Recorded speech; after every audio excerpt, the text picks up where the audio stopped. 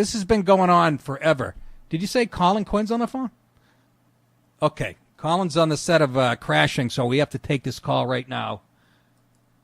Colin, how are you? I know you're on the set of Crashing, and you're probably in the... yes, you're in the green room. Break. You're in the green room snorting coke with Artie. Well, let me... I'm in the middle of talking about Putin, but I'm going to switch gears, folks. We'll get back to Putin and Trump in a second. But I talk to Colin almost every morning. And we talked today on the phone, and he says, did Rebecca call you about, the Tough Crowd reunion we did last night? And obviously not, at Skankfest, which I explained earlier. They call me all the time. I've been busy like 2 years in a row and said no. I didn't say that with animus. But I got to be honest, Quinn, I'm a little hurt that nobody, not just Rebecca, everybody on the show, nobody let me know that you guys were doing a little Tough Crowd reunion in Brooklyn in Greenpoint. And I got to be honest, my feelings are fucking hurt. The two feelings I have. I wouldn't blame you. I wouldn't blame you, except the only one that I said yes to Rebecca at lunch on Friday. She asked me on Friday. We had lunch, and she goes, "Hey, you do?" Because I was doing Skankfest anyway. She goes, "Would you do like a quick Tough Crowd secret show?" I go, "Sure." And right away I said, "Ask Nick, Norton, Bobby, Keith, Voss." I forget, that was it basically. And then, and none of them found out until they were all on the show. So Norton and Bobby, or Norton and Voss, found out yesterday while they were on the show because you want to stop it into a Tough Crowd. So it was kind of an informal thing. So it wasn't a planned thing, except me. By Friday I knew, and I said call you, but I didn't call you myself, which you can blame me for that, I guess. But, Which I am. kind of figured, which I am. I told them to call. I know, but I didn't call anybody else either. Well, look, I gave you a break. Call them all and tell them. I gave you a break because, you got a bad heart and shit. You've been through a lot, so. No, it was more than that. I gave a great explanation. If my explanation right now was so good that it sounds like a lie, that's how pure I come off on this one. You understand? That's how good it was. I just thought, look. I just covered every base, and I wasn't lying for once.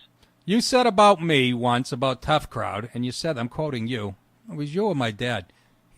Nick's the one he's the straw that stirs the drink. Did you say that? Yeah, I didn't use that expression, but you definitely... no, I think you said me and Patrice, actually. I'm giving you a hard time. You and Patrice are the guys that never... yeah. But anyway, so it was just one of those... It was really... I mean, they asked Norton and Voss or Keith last night because they happened to be there. So it wasn't like a set-up thing. It was just she asked me if I would do it. And I said, yeah, why not? We're there. We're there anyway. How the fuck does Voss, anybody think of him before me? Now you're changing the argument. Yeah. No, he's there. I'm just saying. What do you mean he's there? What do you mean he was sleeping at the venue? There. Well, basically, he did like 6 shows this weekend. Where? Oh, at Rebecca's place? At Skankfest. Oh. No, it's Skankfest. Okay, well... Then, Skankfest is a big comedy festival now. How big? Pretty big. I mean, they have this giant venue, and there's like 4 shows going from like 1 in the afternoon till 2 in the morning. Okay, how many people, Colin? It's like... in each event, I mean, hundreds, I'm sure over the weekend there was a few thousand. Oh, terrific. Well, now we'll start saying yes, but they would call me, and Rebecca didn't call me. Rebecca, this is on you. I know I turned down, I did the... Well, she was busy, yeah. I don't give a fuck. I don't give a fuck. You're talking Tough Crowd. And it was, like I said, I know, but they asked Norton and whoever it was, maybe Kate, they asked them at the venue last night, 2 hours before the show. So it's not like everyone's going, hey, we're planning a Tough Crowd reunion. Well, it wasn't like that. I'm going to have to call the... I'm the only one.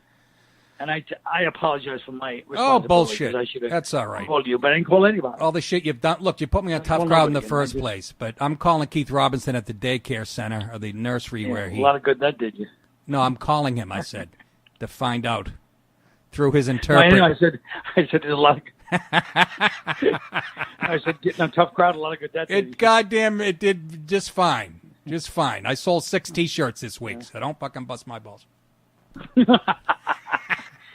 Okay, so I just want to bust your chops about when I hang up from you. I know you're on the set of Crashing, another show they've asked me to do 9 times, and I'm like, oh, Judd Apatow's involved, and you know what? Fuck him. Anyways, I'm going to play a clip from the last Tough Crowd after we hang up with you. A clip. It's the last episode where you went around and asked us what our futures were going to be. You asked my opinion of what they Right. God, I remember. I know. Unfortunately I was actually pretty prescient on my predictions. But yes, you are. you know what I mean? I know. But all right, Quinny. So what's going on at Crashing? What are you playing? I heard you're playing a jaded cocktail waitress. Yeah, I'm playing a young open micer. They got me a wig. What do they have you doing? It's a flashback to the '80s. I have a piano tie and a mullet. No, I'm playing. I have to just play myself. I'm just at the table, sitting there. You're playing with yourself at the table? What the fuck? Hope there was napkins. Well, I am, but no, I'm playing myself. Yeah, I know. You watch the hummus for the next couple of days.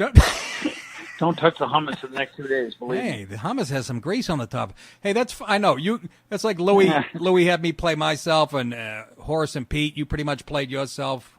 We have some range. They just don't realize. Right. You know. Yeah. Remember Dennis Miller's joke? Got the range of a Daisy air rifle. Yeah, and I had a better one than him. At the Pam Anderson roast, talking about her acting, I said she had the range of. She had the emotional range of Terry Schiavo. That was a woman that was a woman that was being kept alive. I know.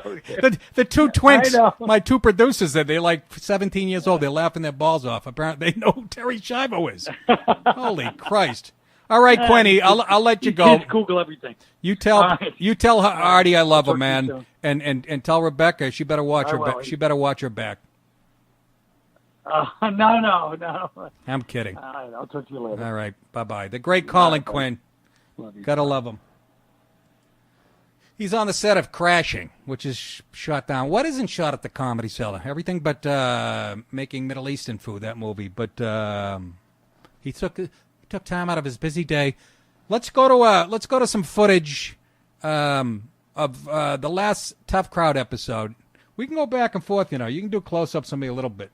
I'm just Ryan's like, for Christ's sake, make up your mind.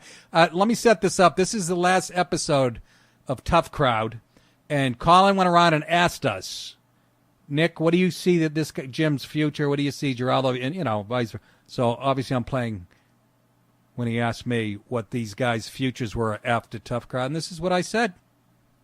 Any words? Well, the two black guys don't have a future, obviously. They never do. Because of their high mortality rate? Exactly. Okay. With all the fat and their I just want to make sure. terrible diets, purple cherry soda, Doritos. They'll be gone in a few years.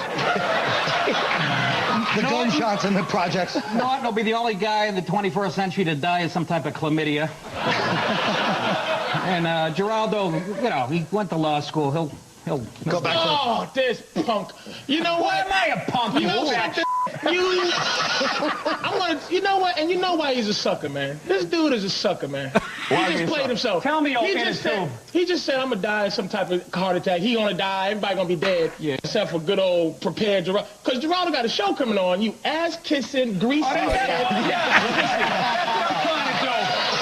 Let's let Greg speak. Greg's the only one who's in an uncomfortable position right now. Maybe because he loves the show, but today in USA Today, they had a whole big thing on him and some other shows on the network. So he's in this weird position where, he's kind of like, oh, man, this is weird.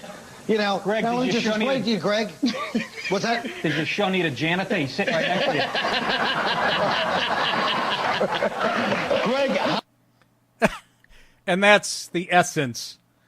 And I feel bad because I was, like I said, prescient. That means you can predict the future, kind of, or a prophet. Saying that about Patrice, and I was almost too accurate with that. So Norton better be very nervous. I know hasn't been celibate for the last few years. So, but that show needs to come back. People have been clamoring forever. What camera am I supposed to be looking into? No, one. It's the close-up. Not that imagine I'm in a 6-foot room. We have 2 cameras. So Tough Crowd. the world needs it more than ever. People loved it because it went against the fucking grain, and it's been off the air almost 10 years, and believe it or not, the world's even got more politically correct. And, it wouldn't be the same without Geraldo and Patrice. It would not. But I got to tell you, my feelings are a little hurt. But now I feel a little better that Colin explained that was kind of an impromptu get-together. But Rebecca probably didn't call me because I haven't done the creaking cave in forever. I'll be honest with you, folks. I'm not, I have some of this shit coming to me. I'm just saying that much.